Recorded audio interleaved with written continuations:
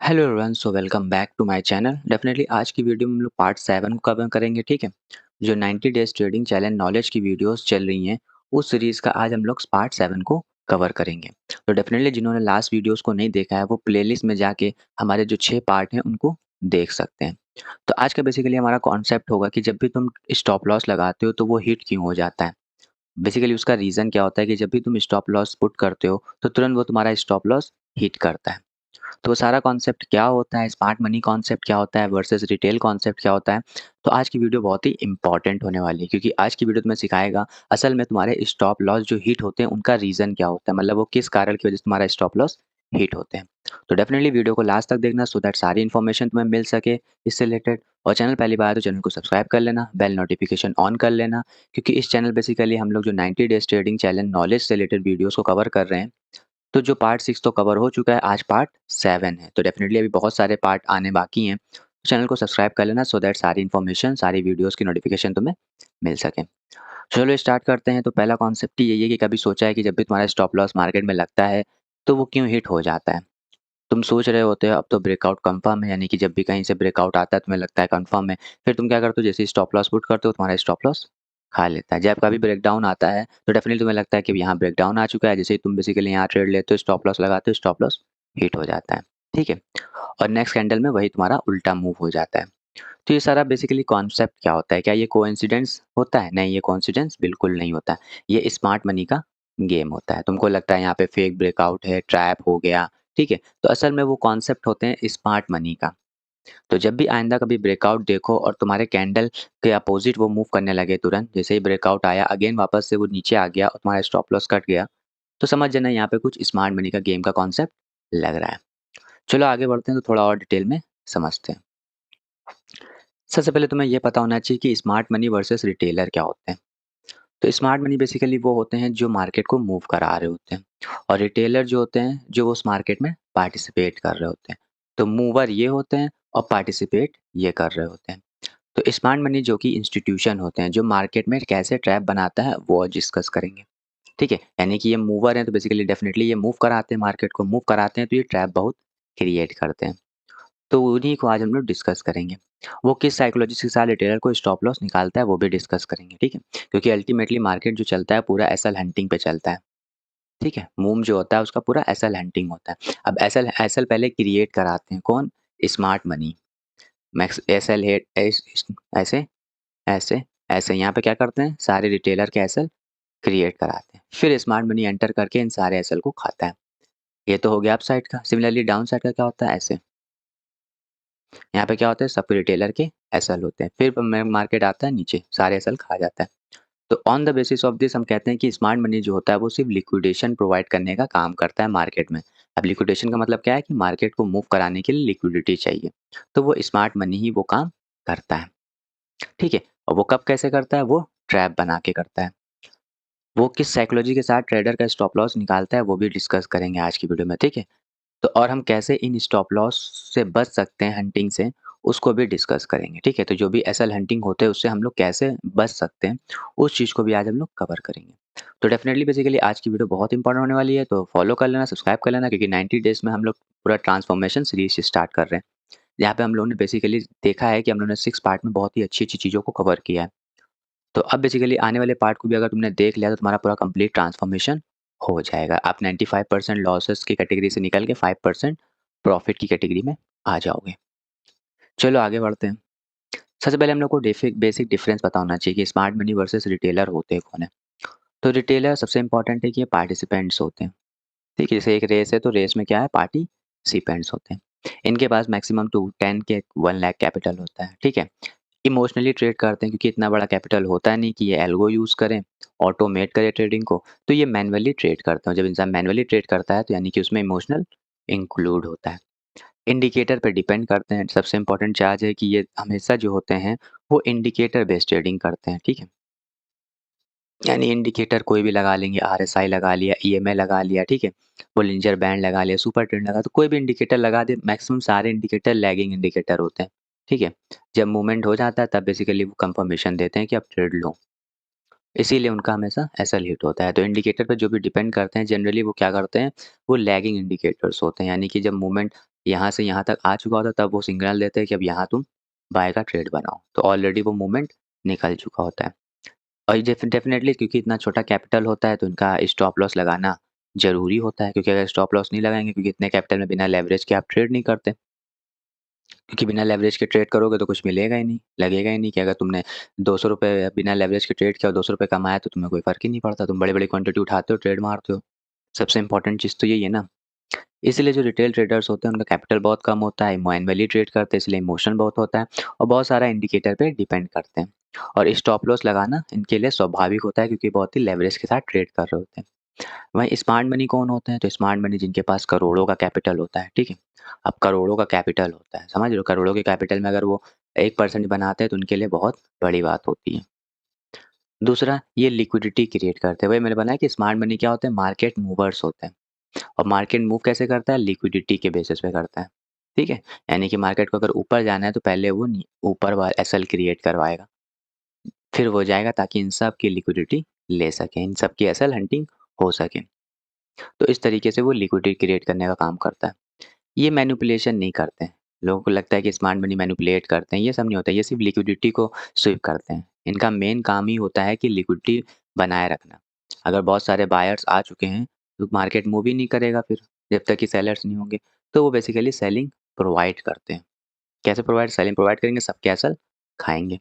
बहुत सारे सेलर्स आ गए हैं, तो क्या आपके मार्केट नीचे चला जाएगा, तो उसके में क्या है बाइंग प्रोवाइड करते हैं ताकि इन सब की एसल खा सकें।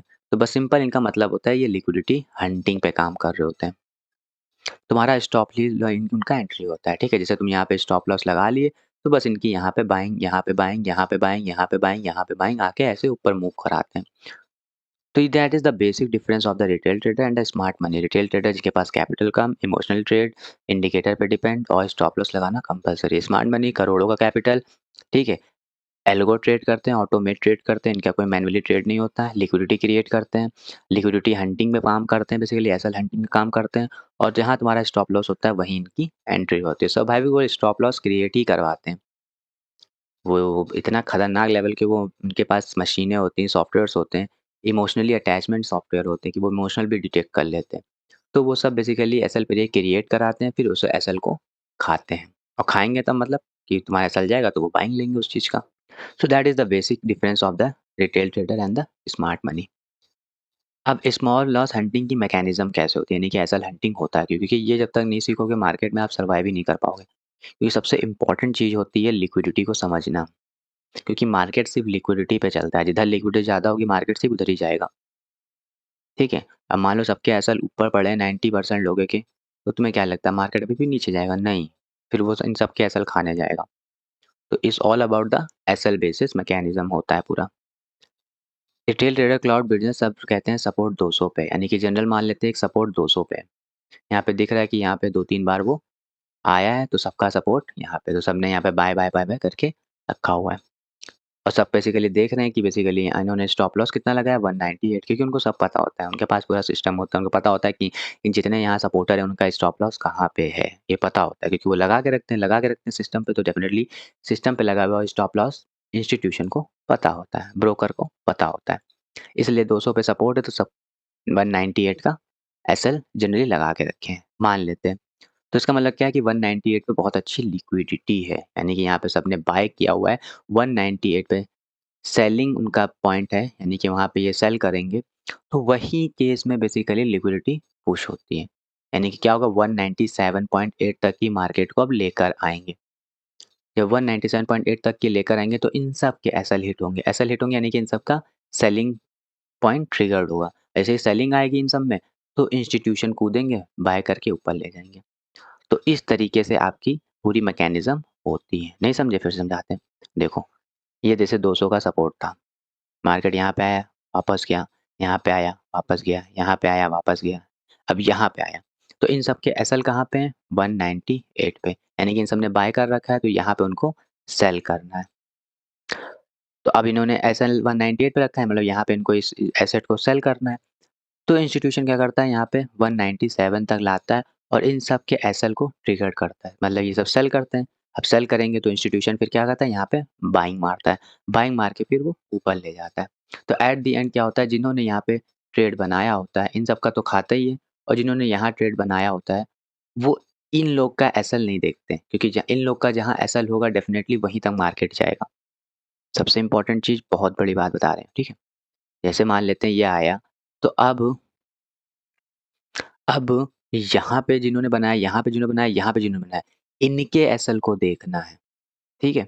तुमने यहाँ ट्रेड बनाया तो डेफिनिटली तुम एसएल हंटिंग से बच तभी सकते हो जब तुम्हें इन तीनों के एसएल पता होंगे कि इन तीनों का एसएल कहाँ हुआ, क्योंकि मार्केट डेफिनेटली इन तीनों का एसएल लेने आएगा अगर इसको इस रेंज को तोड़ना है, ऊपर निकलना है, तो पहले इन लोग के एसएल खाएगा। तो अगर मान लेते हैं इन लोग के एसएल 195 पे हैं, जनरल मान लेते हैं, तो अगर तुमने यहाँ ट्रेड बनाया और तुमने 198 का एसएल लगा, तो तुम एसएल लेके ही तुम्हारा जाएगा। पहले क्योंकि 198, क्योंकि उसको 194 तक जाना ही पड़ेगा, ताकि इन सब के एसएल ट्रिगर हो, कि इन सब की जब सेलिंग पोज़ीशन होगी, ओपन होगी, तब इंस्टीट्यूशन क्या करेगा, बाय करके मार्केट को ऊपर ले जाएगा।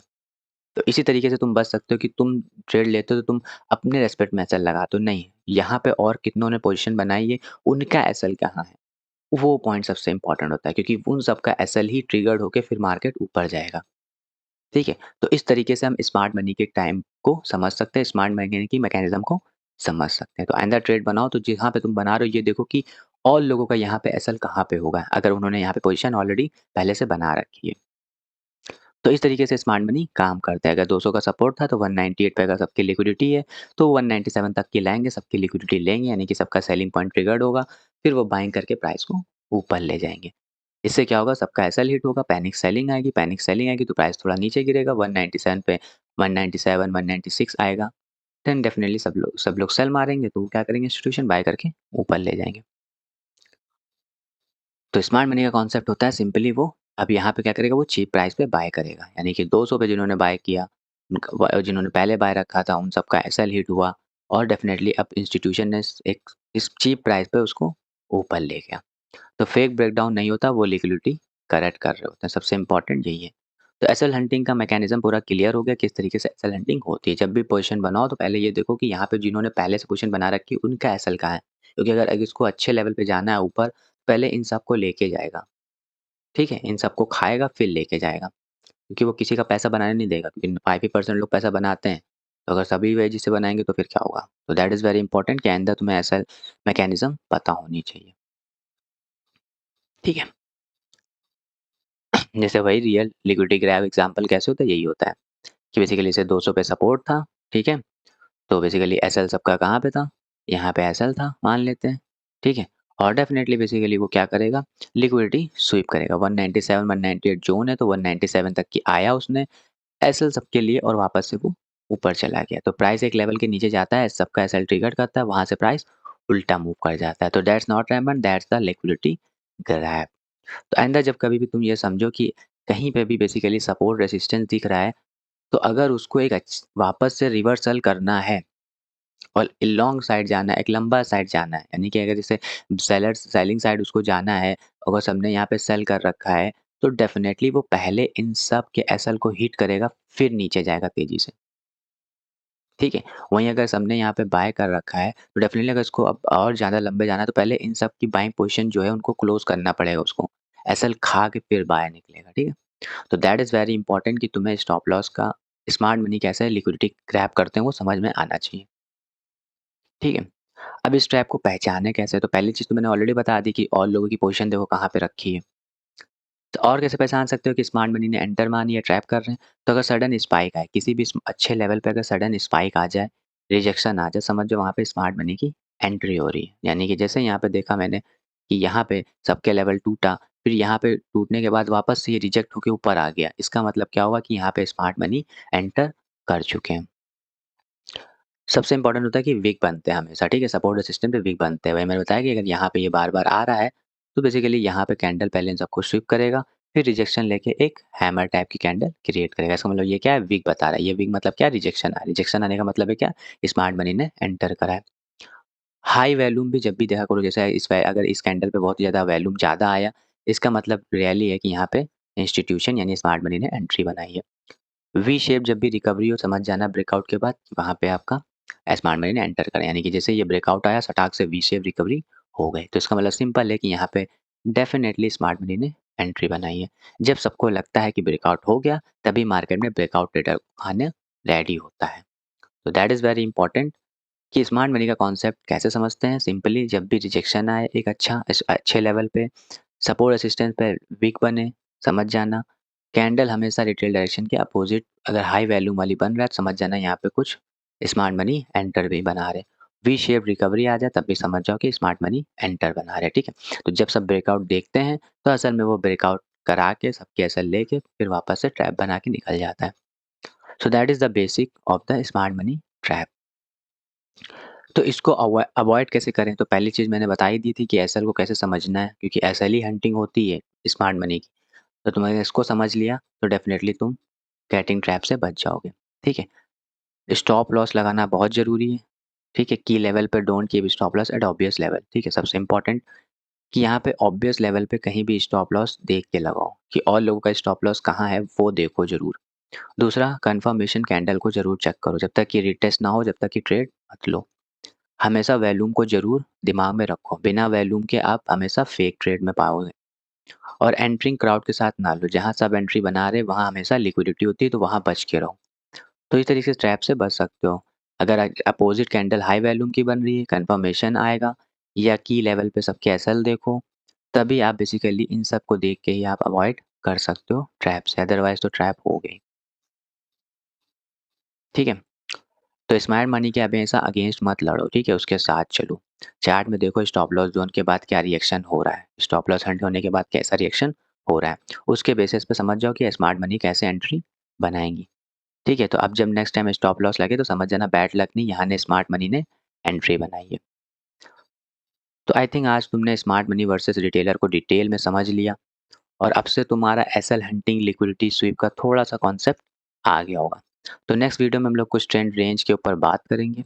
होपफुली आज की वीडियो पसंद आए तो वीडियो को लाइक करना, शेयर करना और चैनल पर सब्सक्राइब करना, क्योंकि 90 डेज सीरीज में हम लोग बहुत ही अच्छी वीडियोस कॉन्सेप्ट को कवर करेंगे जो तुम्हारी ट्रेडिंग नॉलेज को 95% की कैटेगरी में ला के 5% कैटेगरी में रख देगा।